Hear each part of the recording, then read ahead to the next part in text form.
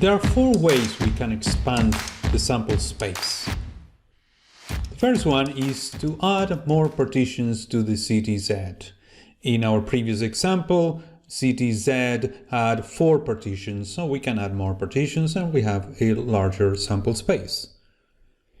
The second way we can expand is to use distance as a metaphor instead of a geographical region. So we can take a specific point in the city, and what we are interested in is the distance between that point and any other point in the city. The third way we can expand is to add one or more other characteristics. So in the original example, the city was partitioned into geographical regions, but we can separate, classify the city using another characteristic. And the fourth way of expanding is imagining that the drone will land more than one time in the city. Perhaps the pizzeria has a lot of clients and it will receive several phone calls. So we are not interested now only on the first landing, but we are interested in subsequent landings of the drone as well. So let's go through each of these cases.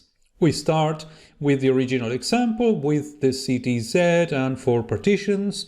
We can just add more partitions, and we can also change the label of the regions. We give them numbers, and this becomes a discrete but numerical variable. So the previous one was discrete and categorical because we use labels instead of numbers as to refer to the regions. In this case, we use numbers. So this is exactly the same as in the previous case. We've got the little omegas, in this case 12 instead of 4 that we had before, and little omega 1, it's when drone lands in area 0. Little omega 2 when it lands in region 1, and so on and so forth.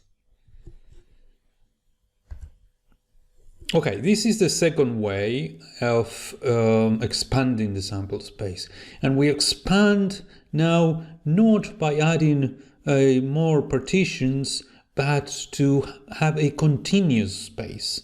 So the city has its boundaries, and if you like, we can consider that the westmost point of the city as kilometer 0 and the eastmost part of the region as kilometer 12, and we've got a sample space between 0 and 12, but that sample space is continuous. And when it is continuous, there are a lot of new characteristics, a lot of new features in this variable, which varies quite a lot from the discrete variables. So here, what's the sample space?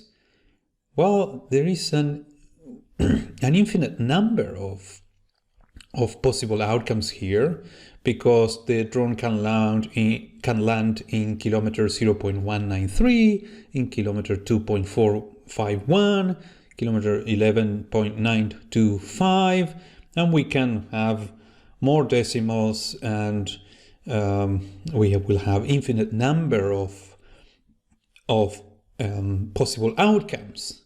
So the way we treat these sample space when we do probability is to consider intervals, not specific values. So, for example, whether the drone will land in the interval between kilometer 5 and kilometer 6. But we are going to talk about that a bit later. This is the same as the previous example, except that now we consider a city that has no boundaries. So it has a center in 0, so the center of the city is considered kilometer 0, and anything from the center to the east of the city, we refer to by using positive numbers, and anything to the west of the city will have negative numbers. And we imagine an infinite city, so the possible sample space is from minus infinity to plus infinity. And again, not only is in the previous example, we've got being a continuous variable, it had infinite number of possibilities, but here we add that there is no bound, so this is also infinite in this sense as well. The third way we can expand a sample space is to add a new characteristic. So by drawing the bar in yellow and blue, we want to indicate that some parts of region A are inland, and those parts are in yellow, and some parts are coastal regions, and they are in blue. And we've got coastal regions and inland regions within each of the A, B, C, and D regions. So we expanded the possible outcomes because a drone, if a drone lands in an inland region in A, then that's omega 1. But if it lands in A but in a coastal region, that would be omega 2. And same in region B, if it lands in an inland region, it would be omega 3, and coastal region omega 4. In region C, if it lands in coastal, would be omega 6, and if it lands in inland, it's omega 5.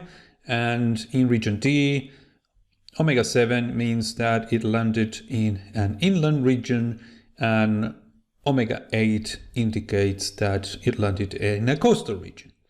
So we expanded, we doubled the number of spaces by adding more characteristics to the city. And the last way in which we can expand the number of the sample space is by adding more drone landings. So in this case, we've got a city of 2 regions, A and B, and we've got 3 landings of the drone. And the sample space omega, when we have one landing, it has 2 possibilities. Omega 1, it means that the drone lands in A, omega 2 that the drone lands in B. Now, if we have 2 landings, then we've got 4 spaces. We've got that omega 1 means that the first landing is in A and the second one is also in A. Omega 2 is that the first is in A and the second one in B. Omega 3, first in B, then A, and omega 4, first in B, then in B. If we have 3 landings, we expand to 8 possibilities. Omega 1 is AAA, omega 2 AAB, omega 3 ABA, omega 4 ABB, omega 5 BAA, omega 6 BAB, omega 7 BBA, and omega 8 BBB.